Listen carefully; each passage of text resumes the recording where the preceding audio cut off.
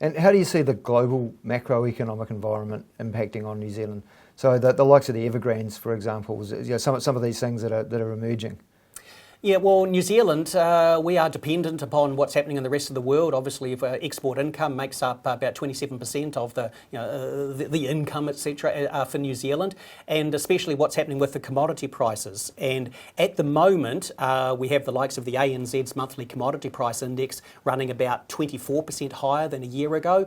We've got high dairy prices. One measure there is almost 40% above where it was a year ago. We're looking at a record payout for dairy farmers in New Zealand. We're looking at strong red meat prices as well. The rain has fallen on the eastern coast of Australia. The grass is growing, so they're holding back the cattle so they can obviously get more of them, and that's pushed the beef prices in Australia to a record level. That feeds through to sheep meat prices. People are eating out more overseas, so that's good for the wine industry once they can grow enough grapes after a fairly poor harvest this year.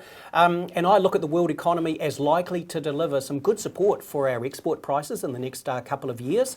And of course, the reopening eventually of the borders will bring in the foreign tourists. So I think it'll be a relatively slow re-entry there, and the same for the foreign students coming in. So when I look at the overall world economy, it says to me, I think we're going to get good support for the New Zealand economy, but as interest rates slowly rise overseas and some of the stimulus related to COVID gets pulled back, world growth will slow down next year and the year after. But I think it's going to be supportive for New Zealand. And for things like China, with the excess construction of residential property over there, the excess borrowing by Evergrande and probably a good number of other property developers as well, it's definitely something to keep an eye on.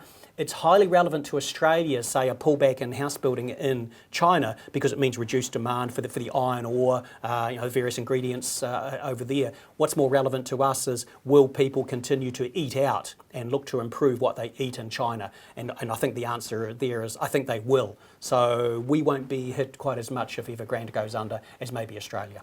I suppose that the topic that's top of mind for our business is, how does this translate through to the property market going into next year and beyond, and particularly the housing market?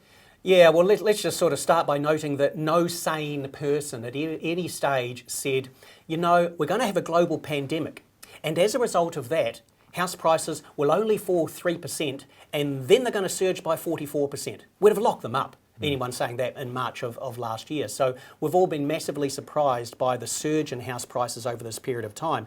And that surge here and overseas, Sydney prices are up about 30% on a year or so ago. It reflects all the money sloshing around the global monetary system, the record low levels of interest rates out there as well. Things have surged, and so a part of me sort of says, well, even if prices were to fall 5 or 10%, you're only going back 3 to 4 months in New Zealand. Yep. And yet we've all sort of been brought up to fear falling house prices. Well, I guess the view I have is this. As a rule in New Zealand, house prices only fall when we're in recession, and the recession has been preceded by very high interest rates. I do see the interest rates going higher. I don't yet think we're going to have a recession in, say, late 23 or 24. We'll see what happens out there. My view fairly strongly is there's still some pent-up demand out there, especially related to Auckland. As we head through summer, I think the market is still going to be relatively firm. There's some catch-up buying, but when you look at the interest rates are going up, mortgage rates are already up by 1.3 to 1.8%. The lending criteria from the banks in particular has tightened substantially over the past few months. The tax changes affecting the investors, the big supply of new houses coming forward, and I think we're going to suffer some net migration loss of young people across to Australia, higher wages. It says to me, the housing market is going to flatten out. I think by about the middle of 2022, house price inflation, I think is going to get close to zero in the second half of next year. But as to falling, I'm not prepared to call that as yet. We'll see what happens with inflation and interest rates. Yeah, I mean, there's a lot of fundamentals, as you say, that are supporting a flattening but not a falling at the moment.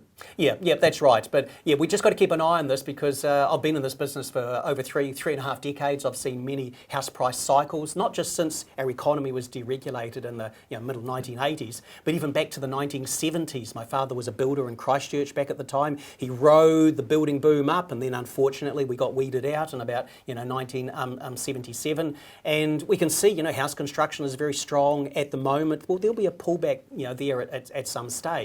And the boom we've got in house supply it's sort of a new element we haven't had around for half a century. And so none of us really has a model to figure out exactly what that's going to mean for prices in the next couple of years. Yep. We talk about the supply chain disruption and the difficulty in getting materials. Do you think things like that will help temper the supply coming into the market?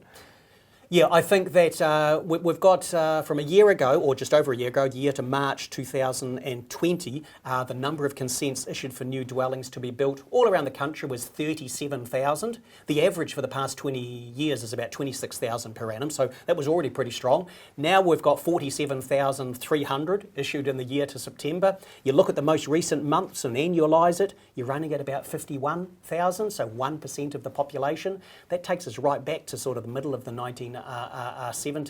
But yeah, with all the problems of sourcing staff, getting the materials through in a timely manner, not all of these houses are going to be built.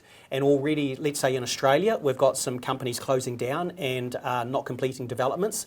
And I think in New Zealand, with the great rush in orders for property coming along, not matched by a rush of extra carpenters, electricians, and the potential loss of a lot of these tradespeople, I think, to Australia in the next couple of years, some of these developments are not going to go ahead, and some, unfortunately, will be left unfinished. I guess the good news here is that we've been here before, like heading into the GFC. We've all learnt lessons, the central bank, the government, the banking sector, lenders more generally. So I don't think we have anywhere near the same degree of risky, bad lending, financing developers heading into this than was the case previously. Thank goodness it's a very different world in that regard. Yeah, and you... I mean, in your research, you talk a lot about, and you just mentioned then that building consents are at sort of 47,000, I think it is, and comparing that back to the 1970s, so it's sort of the highest level since the 70s, but obviously the New Zealand population is significantly bigger, so on a per capita basis, it's not quite as big as what we saw in the 70s, is it? Yep, not quite as big. So the peak back then of the ratio of the number of consents to the population, that was 40,000 in 1975. The population just tipped over 3 million in about 1973. So what's that about? 1.3%? 40,000 sort of versus 3 million. Now if we're running underlying at about 51,000, that's 1%. So the 1% is the highest since back in about 75, 76, but it isn't as much of a relative supply boom as back at that time.